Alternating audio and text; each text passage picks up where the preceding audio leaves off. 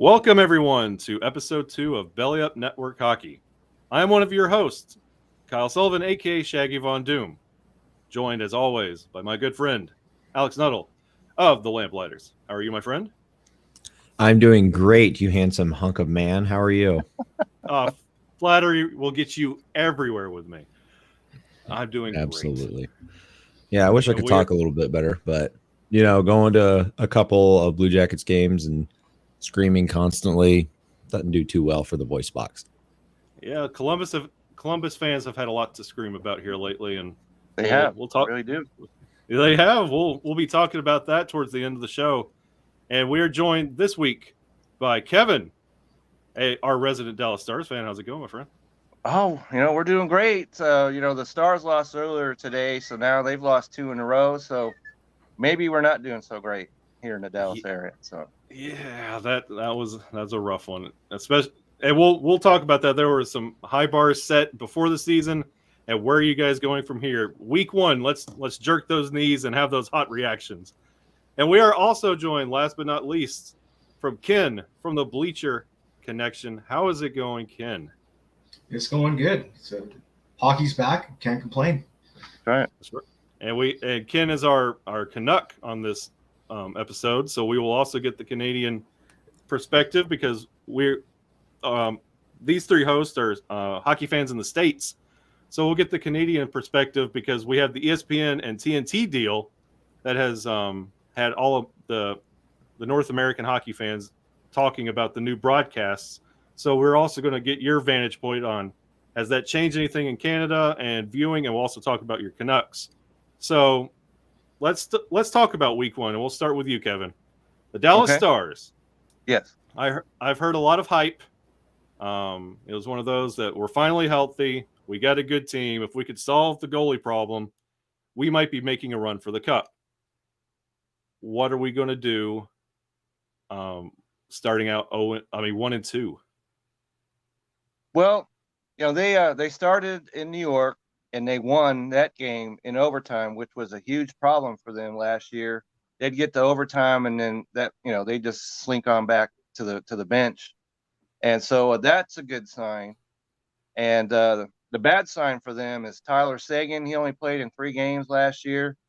And he was that's one of the main reasons why the Stars went from being in the Stanley Cup final to being out altogether. And if he's healthy, that should help him. He hasn't gotten it going, yet in the first 3 games. And you talked about the goalie. Of course, the goalie to me is the most important position on any hockey team. And right now they've got Anton Khudobin, and behind him they got Braden Holtby. And that seems like that might be a pretty good goaltending tandem. Of course, they got Ben Bishop. We don't know when he's going to play. And so a lot of times if maybe you have 3 goalies, maybe you don't even have one. So that remains to be seen. They've played 3 games and given up 8 goals. You can live with that. Yeah. And you can definitely live with that. So I don't think the goalie is going to be an issue for them, especially if and when Ben Bishop gets on the ice, because he's been a lockdown guy. And so health is going to be concerning for that. And also how when it comes to like Jamie Benn. Yeah. It's been a long time. We were actually at the game when he won the scoring title a few years back. And so, but that's years back now. And it seems like he's barely standing upright. So can they get anything out of Jamie Benn? That's something that we still don't know.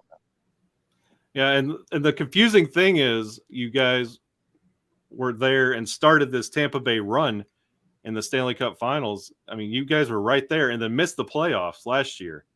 And is it trying to capture that magic that you had in that Stanley Cup year against Tampa and keep there? Because there hasn't really been any roster moves significant other than a couple depth moves. What does Dallas do going forward? Is it really going to be Sagan and Ben?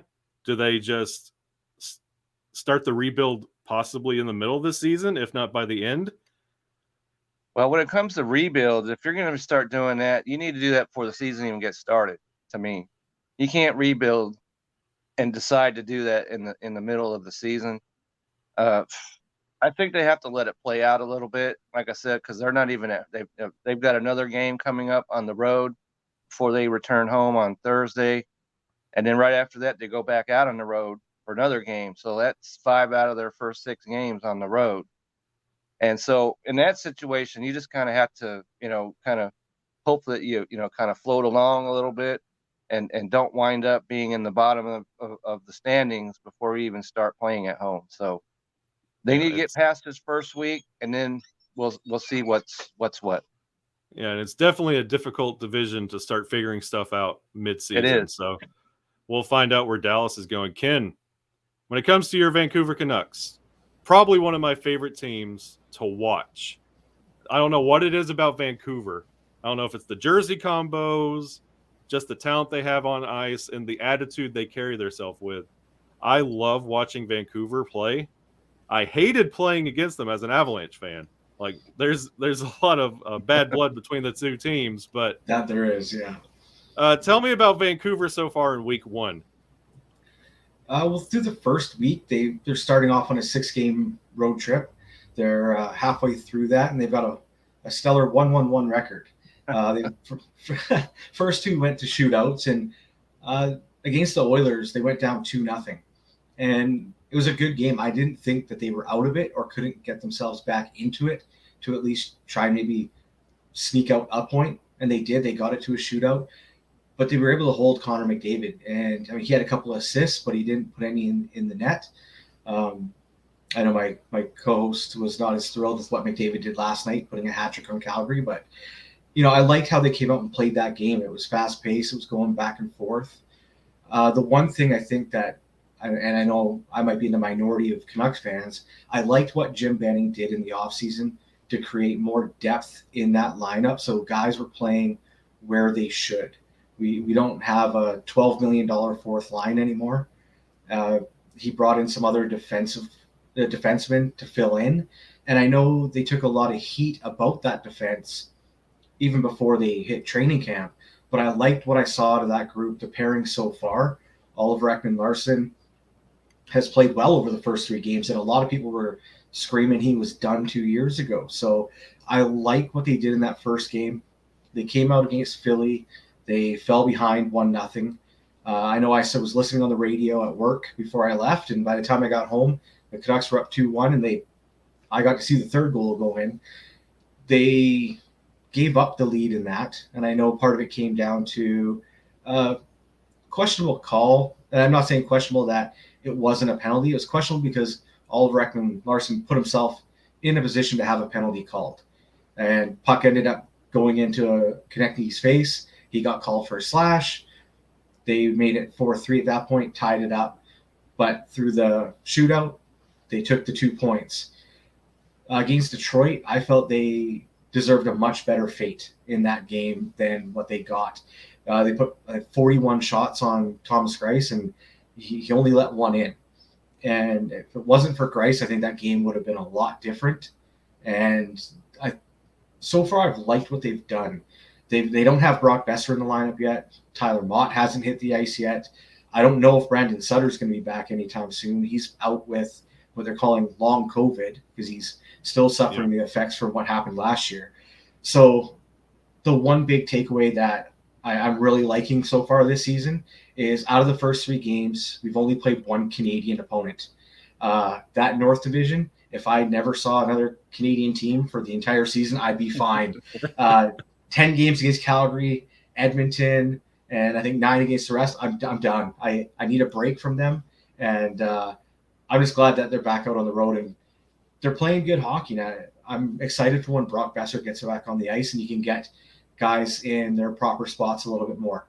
And I like the fact that we have guys they signed in the offseason that can fill in for the time being. That was something we didn't have before. We had guys, you'd have to take a 4th liner AHL call up and put them on a top 6 spot because we didn't have anyone else to fill in properly. So I think Jim Benning did a good job. And from the outside looking in, like as an outside fan, the moves that the Canucks made in the offseason, I thought were really, really good, and shedding some of those those kind of ugly contracts. So it's good going forward, and you're making your lineup a little bit more youthful, a little bit cheaper. But do the goalie tandem that you have on the roster now, is that something you're confident in going forward, especially going back to an 82-game season? Is Demko really the answer? I think I've liked Demko's progression since he's come up into the league. He's continued to get better and better and better. And I have the confidence in him to take on a much higher workload than he has over the past couple seasons. And I like that Halak is his backup. That was his role in Boston. He knew that was his role in Boston behind Tuukka Rask. Holtby came in last season as we don't know if we're going to need you to be a backup. We don't know if we're going to need you to be a starter. And, sorry, Kevin, but he came in not playing the greatest when he came into Vancouver. And I didn't mind his contract, though. The 2-year deal, $4 million, I didn't mind it. It wasn't horrible money. They didn't necessarily completely overpay him.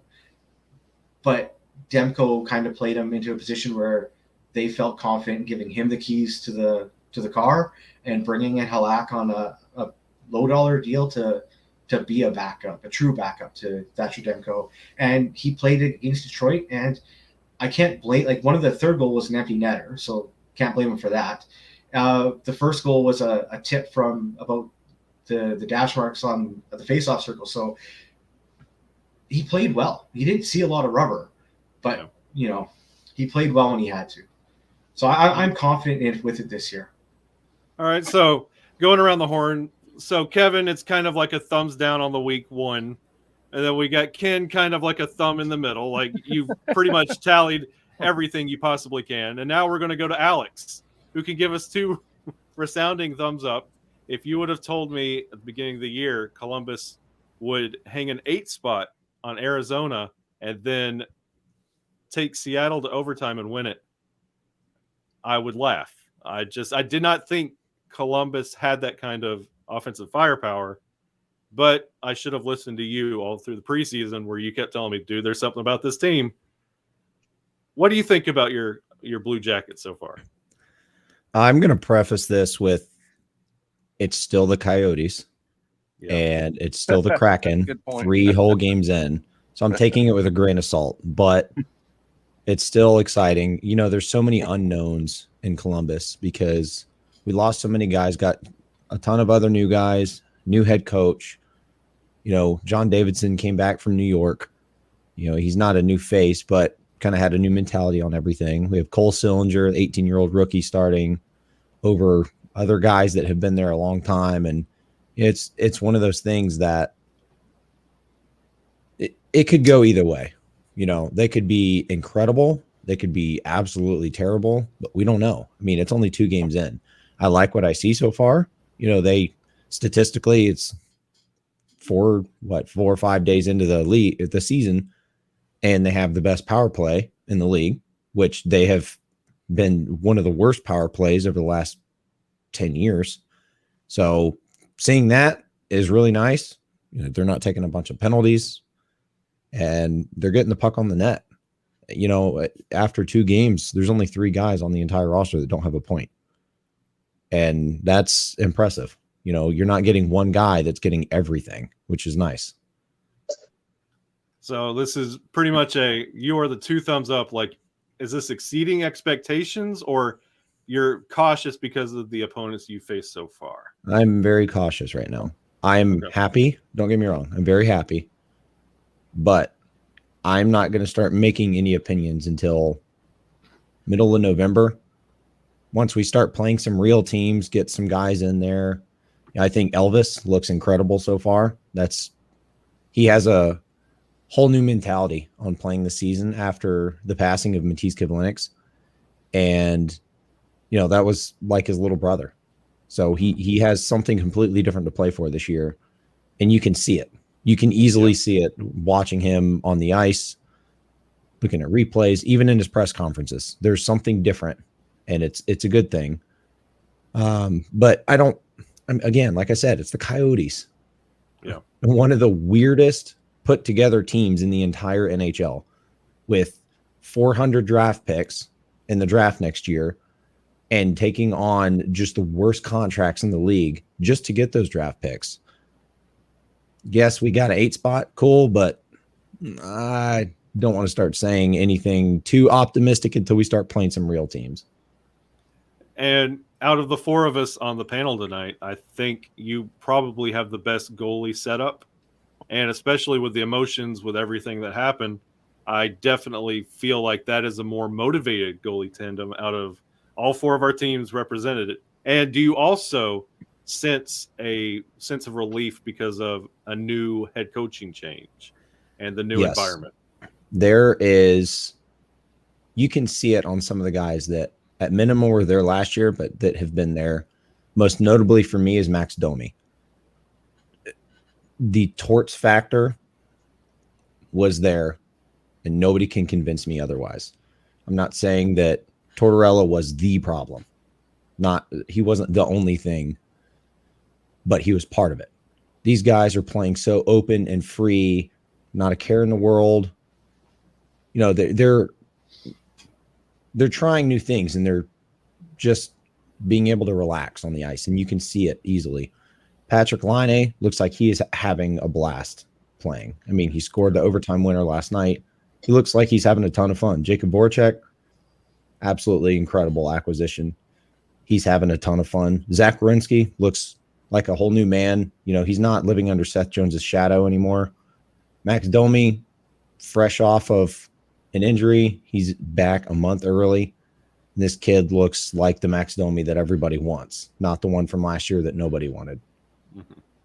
But I'm 100% optimistic for this team, you know, especially down the road. And, you know, we have Elvis and Corpy right now. One of them is going to get traded. Let's be real. It's probably going to be Corpy. And in the AHL, we have Daniil Tarasov, who's 6'5" and an absolute stud in the net. So I think he's better than Corpy, to be honest. So I think our goaltending tandem will be even better. Wow. Yeah, definitely the team that really has been jumping off the books and off television here lately would be Columbus. So, yeah. And I guess we'll end it with the Avalanche, my Avalanche, the media darling Colorado Avalanche. To Alex's point about beating Arizona, I think the Avalanche are in that position now where is a win against Chicago really that meaningful at this point? It seems like everybody's doing it and doing it with ease. And then we're really in our own way when it comes to Gabe Landeskog taking that really stupid suspension in game 1. Nate, he's still out with COVID-19. And then the injuries that we incurred on game 1, we are overusing our depth. And it showed against St. Louis. They tried to push back, but this team is not built with those pieces in mind. So it's going to be a rough couple of weeks unless the Avalanche can get it together both mentally and physically, because that's been our problem the past couple of years, was being healthy and not taking your foot off the gas when it comes to the playoffs. And now they put their foot on the gas all the way through that Chicago game. And then St. Louis, they thought they can glide through it and got a really serious reality check. So now we have Washington coming up, and they can make you learn some things real quick. So, I'm probably right there with Ken. The Avalanche are sitting at 1-1. Things are looking good. I'm not as confident in Darcy Kemper as I would be with like Ken and Thatcher Demko. And our backup goalie's hurt because it's the Avalanche. It's what you do. You get out there, you get hurt. But and you really don't want to go down in depth because we have Jonas Johansson from Buffalo as our third goalie. So it's Darcy Kemper or die for the Avalanche. So we just got to get healthy and get Gabe Landeskog back as our leader for this year. So, yeah. The best part with the Avalanche is if you would have told me a month ago that Jack Johnson would be scoring your first goal, I would have absolutely laughed you out of the room. Yeah. There's no way. And even after two games, I mean, Cale Makar just doesn't look right. He's got 1 assist, and that's it. You know, I'm not saying he needs to have 5 goals now, but he doesn't look right. He did not touch the ice all of preseason, and it shows. He's still getting acclimated to the NHL game, and it's Cale Makar. He should be ready to go, but it's tough when your first game's against Chicago, and then you play against a eerily similar to that Stanley Cup run, Jordan Binnington. Like, I'm not a Jordan Binnington fan at all, but he was lights out against the Avalanche the other night. And it was one of those that once you see a couple saves, you're like, okay, he's locked in. He's in the zone. This is going to be a problem. And those are hard games to get your feet under you when you can't just go at 75% and try and get back acclimated to the NHL speed. Practice is one thing. The game's another. And St. Louis, I mean, that's going back up against Brandon Saad, a former Avalanche. So there was a lot of emotion in that game. And, of course, when we go up against Ryan O'Reilly, he's still got a chip on his shoulder from his time with the Avalanche. So there's a lot of emotions in those games. And, yeah, Cale Makar has been non-existent. You would think Mikko Rantanen would step up with both Gabe and Nate being out, and he was invisible that entire game against St. Louis. So who wants to take the crown right now, and who wants to be the leader is the question. And when it has to be guys like Darren Helm, Jack Johnson, and Ryan Murray, we're in trouble. So that's how our teams look at the end of week 1. How we got to view week 1 with ESPN and TNT for all of those in the United States has been a welcome surprise. A lot of people, I know all of us, we were used to NHL on ESPN when we used to have it. And when it went away, how ESPN treated like the NHL like it never existed. So there was a lot of hesitation when it came back around, how the NHL was going to be treated, how the product was going to look, and how TNT was going to handle it, because they don't do hockey. So, Kevin, did you happen to catch any games on ESPN or TNT? I happened to, because the first game of the season was Pittsburgh and the 2-time defending champion Tampa Bay. And I did watch that game. And the good part about that is I did not have to search to find out where the game was, because I have no idea what the National League, National Hockey League Network, what channel that is. Mm-hmm. On AT&T, it's something like 700, and I don't even know. I could find it if I had to, but everybody knows where ESPN is. So I was able to click on there, and it was an entertaining game. As I'm in Dallas, but I like Penguins, in real life personally. So I'm a Penguins fan as well. And so that was kind of cool watching them, and they really put it on Tampa that game. And so I was very pleased with that first game on ESPN. So, let's keep it on going, because like you said, hockey has been off the landscape for about 10 years now. And so let's get it back on going. I'm all into that. Absolutely. And it's something about that music. It just takes you back, and you feel like, yeah, we're in for a hockey game. Yeah, Ken, when they score that goal and the horn goes off, and and that's the big difference to me, because I'm not a soccer guy. Yeah. And so, in hockey, you might have 32 shots on goal, and and stuff like it, and there's action going on, and they score the goal, and the horn goes off, and all the fans are woohoo, and as I'm a late convert to hockey, because when I was younger, I was like, hockey, who cares about that? But I'm all into it now. So since I came out here to Dallas and went to some games, and I'm into it. So ESPN, let's do this. I'm all for you. And Ken, we'll finish up with you, because you're in Canada, and the TNT ESPN deal doesn't really have an effect on you per se, but we will follow up with you on how it's situated for viewers in Canada. Alex, between the two networks, did you get to catch a game on both, and what stands out to you from both? I did. Overall, number one, Paul Bissonnette and Wayne Gretzky being on the same screen is very odd, but I actually don't mind it. Biz Nasty's actually been a welcome change of pace in the, color commentary analyst world. And then, I mean, it's Wayne Gretzky. Good God.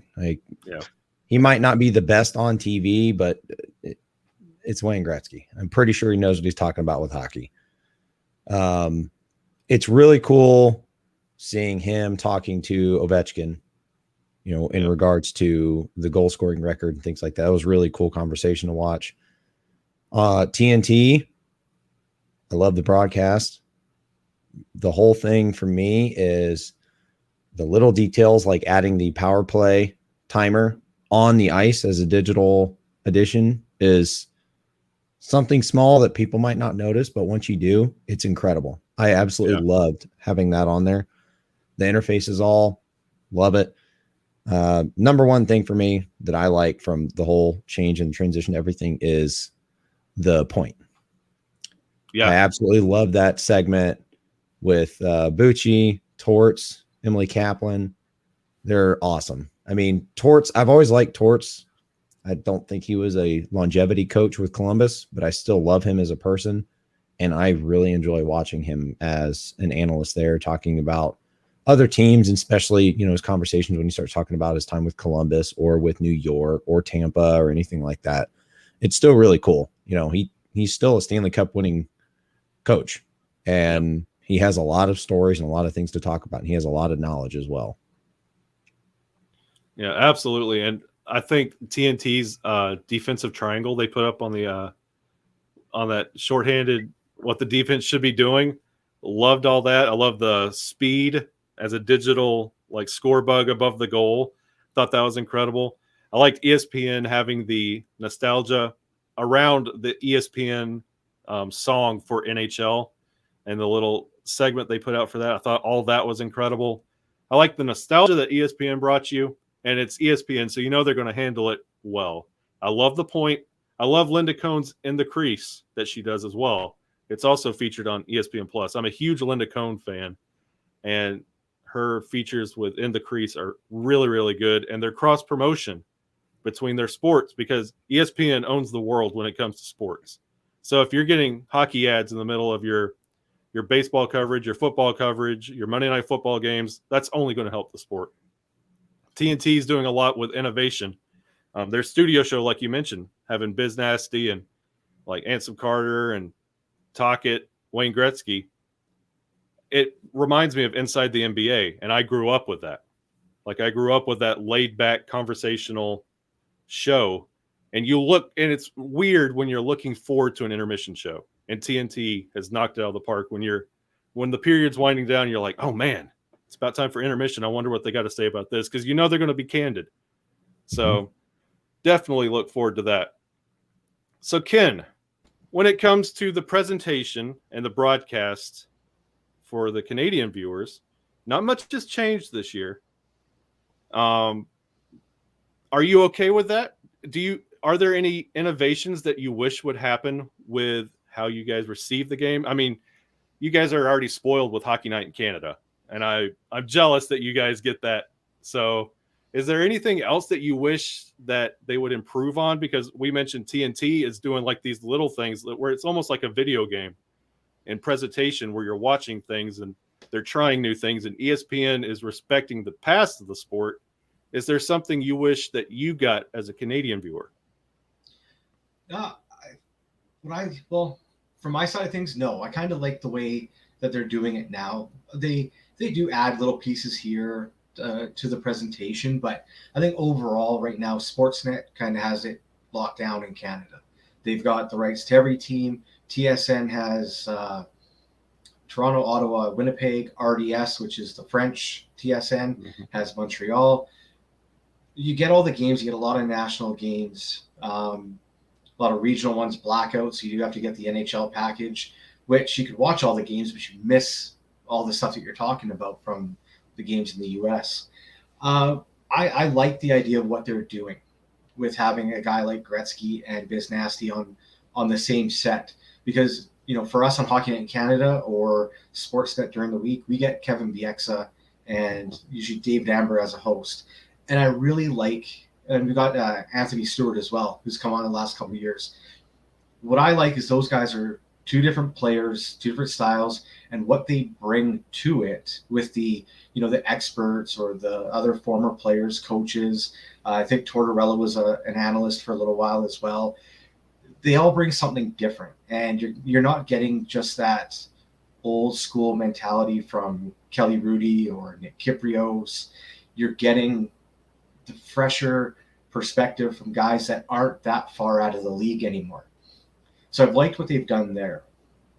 A lot of what you guys have said about TNT and ESPN, I like it. If one's kind of keeping it like ESPN, I think you said, is kind of keeping it more traditional. TNT's trying the newer stuff. Whatever brings more people in, because you talked about how hockey was kind of the forgotten sport. For us in Canada, all we hear about is how if dodgeball actually was on the Ocho, hockey would probably have fallen behind that in the standings. I know this is years ago. I can't remember how long, but there was an NHL playoff game that they cut away from, I think, on NBC to go to the Kentucky Derby. So if you're actually on, say, ESPN or TNT and they have the game, as long as you're keeping it on the game and you're doing things to bring people in, like I like the idea of TNT's basketball coverage with, like that's one with Shaq and Barkley and you got those different personalities. You're right. That's fun to watch. I'll watch that on Twitter or YouTube, whatever, more than I watch the NBA because I'm still bitter about the Grizzlies leaving Vancouver all these years later. But that's good entertainment. And if it gets more people watching the game of hockey, then I'm all for it. Bring more people in so that the game continues to grow. And I think with Sportsnet and TSN, they're both in adopting the younger audience as well. Like Sportsnet with their affiliation with Steve Dangle, and TSN with their Bar Down crew, they're reaching out to that younger crew. I mean, Hockey Night in Canada is losing Jim Houston. He's retiring and he's stepping away. And I mean, he is my favorite voice in the game of hockey. I mean, bar none, fight me. With him stepping away, that's the end of an era. And so there's a little bit of a change in the voice, but like you say, they do a really good job at their coverage, their analysts, the different voices, and they're doing a good job at also entertaining the younger viewers. So you get your traditional, and you also get your engaging with the youth, especially the Bar Down. Like they're very plugged in with the youth and making it a cooler movement. And Steve Dangle it's getting with that passionate side of the fan base. So they're doing the same things that we are now finally getting to experience. And I think what Sportsnet and TSN too, the kind of the diversity of their panels and their play-by-play. You've got Cassie Campbell, and I know, and may not be perfect, but she has the knowledge. A lot of people don't like Cassie Campbell calling games, and a lot of the times because I didn't tune in to listen to a woman call a game, and that's like, well, that's the dumbest thing I've kind of heard. She's a gold medalist. She knows what she's talking about. They got Hannah Ryan Singh calling games on Hockey Night in Canada and through the week. They're Benito. Yeah, and they're diversifying their team to grow because hockey is for everyone. Everyone loves hockey, no matter where you're from. And Canada is so multicultural that they got to do something to make everyone feel that way. And I do like what they're doing there. It's not the same old voices. You don't get Howie Meeker for 10, 15 years past. He probably should have hung up the mic, but I like what they're doing in that sense. Yeah. And I keep my eye on how everything is going north of the border. So I'm a big fan of the broadcast and broadcast teams up there. So I love all of that. And you're right about Jim Houston. Yeah, he was the voice of my childhood when it came to not just like hockey clips, but he was the voice in the hockey games. And it was just that voice. Like I could go to sleep and just hear "Great save, Heavy Boolin." Like, so Jim Houston is going to be sad that he's stepping away, but love everything he brought to the sport. Absolutely. And we'll wrap up the conversation with a roundtable talking about the surprises and letdowns from the Week 1 NHL season. We'll start with Kevin. Give me something that surprised you and something that has let you down about Week 1. Well, the thing that we're all into hockey and that's all great. But the thing that's let me down most is because we got the new team, the Seattle Kraken, and I think that's one of the great names that have ever come down the highway for a sports team. And you got all this excitement around them, but yet they sent them out on the road for 5 games. So, how are you supposed to build up any kind of excitement for a team and they're on the road for, the first 10, 15 games of the days of the season? That makes zero sense to me. And I'm just waiting for them that when they're going to flash that up on the screen, release the Kraken. That's going to be a great experience, but we can't experience it because they're on the road. So that is a disappointment to me. I was glad to see them win their first game as a franchise the other day. And so, they played 3 games. They've given up 9 goals. They've scored 8. So you could see that maybe they're not going to be Vegas, but who is on their first season? They went all the way to the final. And so, but I'm kind of excited to see what's going to happen with the Kraken. And let's see what's surprise. We're talking about Alex and Columbus. They're 2-0, scored 10 goals, give up 3. What more could you look for there? Exactly. And how about the Buffalo Sabres? They're one of the teams that have been absolutely in the trash can the last few years, but they're off to a 2-0 start, 7 goals for, 2 against. What more could you ask about that? And it looks like the NHL better be on the lookout for the Pittsburgh Penguins offense. They've got 15 goals in 3 games. That's the most that's been scored so far in the NHL. So I'm pretty jazzed up about that. And the game was on yesterday, and of course they welcomed in their longtime goal tender and Marc-Andre Fleury yesterday, but there was no high fives or anything like that. They put a 4 spot on him so fast that he didn't know what happened. so that was kind of cool to see. And one of the disappointments to me is all deference to Ken is it looks like it's going to be a long season up there in Canada right now. Because you got Montreal is 0-3, you got Winnipeg's 0-2, Calgary is 0-1. So unless you're Ottawa or Toronto, everything from comes down from Canada. But it looks like it might be a long season up north in the NHL right now. Absolutely. And you know what? I'm gonna tee up Mr. Alex because I know he's been sitting on this one. I'm gonna tee him up for this one. Why don't you go ahead and give me a surprise? Why don't you give me a letdown for this Week 1?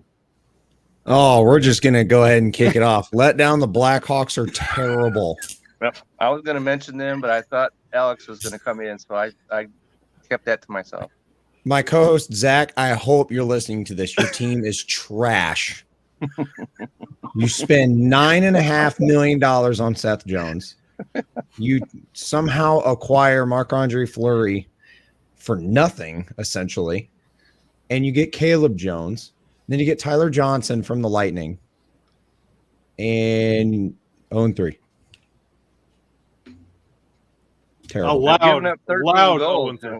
Oh, yeah, very loud. It's not they're not sneaking in there.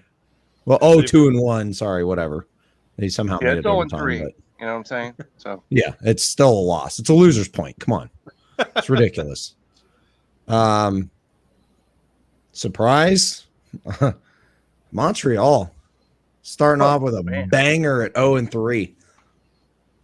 I mean, everyone was saying, oh, Cole Caulfield's going to be the next Wayne Gretzky. And then you got Josh Anderson. And then, Tyler Toffoli's just going to be incredible. And I'll tell you what, them not having Carey Price is definitely hurting them right now. Mm-hmm. He's got to take care of himself. Fine. Jake Allen's not your guy. He wasn't their guy in St. Louis. He's not your guy in Montreal. They need to do something. they want, hey, if you guys want a goalie, Jonas Corposalo is available. Mm-hmm. Give us like $100. You can take him. That way we can get Daniil Tarasov up. One thing on Kevin's point with the Kraken not being able to start at home for a while, whoever decided to do the schedule for the Islanders deserves to be pushed off of a bridge. They have their home openers on November 20th. Goodness. That's They have insane. they start the absolutely season insane. off with 13 away games. Like, Over a month into the season, then they get their home opener. I That think is- you gotta blame the architects on that one, because I think they were behind and wanted to make sure that new building was ready. But Like, yeah, I get it. I get why. I totally understand why. And that's totally cool. You know, for the fans, you're going to get a ton of home games and big home stands later in the season than after the Olympic break. But man, if I was an Islanders fan, I would not be overly happy about that. Like, oh, well, cool. I'm glad you guys all get to go to your games. I'm going to sit here in New York, be a bum for next month. Can't go do anything. But yeah, Chicago is trash. Ken, do you have any surprises or letdowns from the week that was week one? Well, I guessed right, and I had to pick a different letdown because I figured Alex was going to go there. But I'll join him because I'll go as a surprise with the Chicago Blackhawks, because I went out and said that I thought the Chicago Blackhawks could be a dark horse to take the Central with their additions. I mean, you get Taves back for free. Marc-Andre Fleury, they've got that championship pedigree.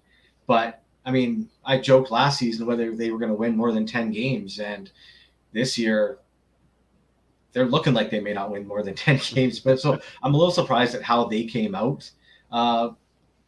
Also, I'll say a surprise as well. Winnipeg. As a letdown, actually, really coming out 0-2 and getting lambasted by the Ducks. Like, that is a young team that really, you got John Gibson and a bunch of young players. They came out flying, and the Jets were absolutely flat. So they're a letdown for me.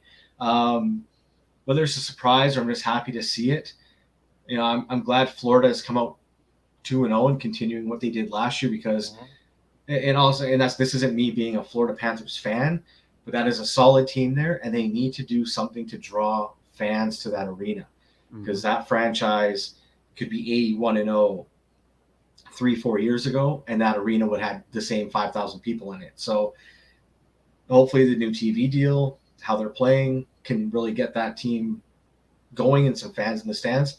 But I've liked how they've come out and continue to do what they do. But yeah, a lot of what you guys have already said. Montreal 0-3, not overly surprised, but when you went to the Cup, that is a letdown right off the hop. Yeah, and it is big that Carey Price isn't there. The Islanders at 0-2. That was kind of my pick for the Metro. So. Yep, and I'll finish it up. I was going to the surprise would definitely be Florida. Before the season, they were one of my picks. It was one of the hot takes that I posted. I think it was on the LampLighters. They wanted hot takes. I said Florida's going to end the season with a better record than Tampa Bay. It was one of those I kind of just threw out. Didn't really think it would stick, but Florida's proven me to be a genius. So way to go, Florida. All right. That's great. I wanted to use Florida as my surprise, but Ken, you got that one. So I'll easily Ottawa. Stick taps to you, bud. 2-1. You are always the laughing stock when it comes to how your organization is run and how you're constructed as a team. But you're always like, I love the Ottawa Senators and what they're not just winning games, they're gritty wins. And for doing what they did to Toronto, that's a statement. So I'm excited to see what Ottawa's got going forward. I love how that team's constructed, and I love where they're going. So maybe this could be a new age of Ottawa that we've been looking forward to for a while. Disappointment. Chicago.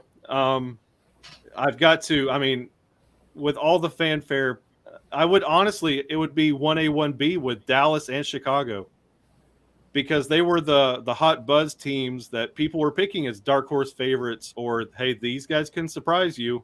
Little did we know they're going to surprise us, but in a way we weren't anticipating. Talking about just like tripping over yourself coming out of the gate, Dallas and Chicago, step it up. And yes, Montreal, that's embarrassing. Stanley Cup hangover. Almost thought Tampa Bay was going to end up that way because they looked lifeless coming out of the gate, and they're slowly starting to get back to it. But both Montreal and Tampa Bay coming out of the gate, that's embarrassing. Yeah. The thing that you talked about, Tampa, they've given up 13 goals. Yeah. 3 games. That is not a winning formula at all. They won 2 of their 3, but that's not a winning strategy at all. And one of those games was Detroit. Yeah. Right. Exactly. I was just going to say. And they had to pull out a miracle comeback in that game. I mean, they were dead to rights 6-3, and Tampa Bay came roaring back. But that was embarrassing. Yeah. So that was a pretty big embarrassment for Detroit. What's about to look really bad for Tampa, and then Detroit just looks terrible, or Detroit looks normal and like what we thought. Yeah. So I'll tell you what, the biggest embarrassment has been. I'd say the biggest embarrassment was the guy in Columbus yesterday wearing a Buffalo Sabres jersey, yelling at everybody to calm down because we're 2-0. And I decided to ask him how his captain was doing. Oh, wait, my bad. I forgot. Great management over there in Buffalo, boys. Oh, I don't understand. This dude had a death wish, and he wasn't doing it jokingly. Like, this guy was trashed and getting in people's faces. I'm like, dude, do you want to get thrown off the balcony? Because that's exactly how you're going to get thrown off the balcony at some point. I think if you wear a Sabres jersey anywhere, you get 2 free beers. Yeah, because everyone feels bad for you. That's right. God. I think that's how it goes. But I want to thank all of you for coming on this week on Belly Up Network Hockey. And we'll go around the horn one more time. Throw out your socials and how everybody can find you. We'll start with Kevin. Kevin, throw out your socials and how can we find you? Well, you can find me on Twitter at Kevin62 WILSEA, and you can always find me on Belly Up because I write an article every week on the fantasy site for fantasy football waiver pickups. And Saturday mornings at 10 a.m. Central, you can find me on the Colorcast Network. I have a show called the Wilson Weekend Sports Review, which I get out there and I review all, as far as I'm concerned, what the big events are that are going on in sports. And since it's sports, we can talk about, I talked about hockey yesterday. I talked about baseball. I talked about football, talked about racing going on at the Texas Motor Speedway today. And so, so when anything that's big, we can talk about it over there. And Belly Up Sports, get on there. There's all kinds of stuff going on right now. There are all kinds of podcasts, there's articles, there's, get on there, check us all out. So, absolutely. And Ken, how can everyone find you? Well, on Twitter, I'm at the BleacherCon2. You can also find my co-host Trevor on there at the BleacherCon1. Every Monday, you can hear our show on the Unhinged Radio Network, noon Pacific, 3 p.m. Eastern, and then we're pretty much available for download on all major platforms. So we're the Bleacher Connection. We're out there. We talk not just hockey, pretty much everything. We talk CFL, a little baseball, whatever's kind of going on in the world of sports. Absolutely. You guys got a good operation over there. Loving Bleacher Connection. Alex. Appreciate it. How can everyone find you? You can find me at @Nuttle_CBG on Twitter. You can also find the LampLighters on Twitter, Instagram, and Facebook. To make it easy, go to ignitethelamp.com. That is our website. You can find all the links to everything we have there. We are also on Twitch every Friday at 7 p.m. Eastern. You can also find us on all major podcasting platforms. We are currently taking a short break, but we have a banger of an episode to start off as the first official episode of the LampLighters. While we're there, you need to go and purchase some Here in Puckberg merch. This is what I'm wearing right now. It is super comfortable. And while we're talking about Here in Puckberg, Mr. Shagarino, why don't you let everybody know where they can find you on the socials? You can find me at Shaggy Von Doom everywhere you look. And if you like to find Here in Puckberg, you can find Here in Puckberg on Twitter at HPuckberg, on Instagram, here_in_Puckberg. We have a Facebook. You can find each new episode of Here in Puckberg every Saturday morning, wherever you get your podcasts. And you know what? Since he mentioned the merch that we have, you can also go to ignitethelamp.com and buy LampLighters merch like the one I'm wearing right now.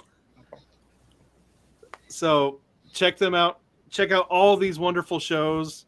And it's, again, thank you guys so much for coming on. And thank you, the viewer, the listener. Thank you for stopping by this week of Belly Up Network Hockey. And we will see you again next week.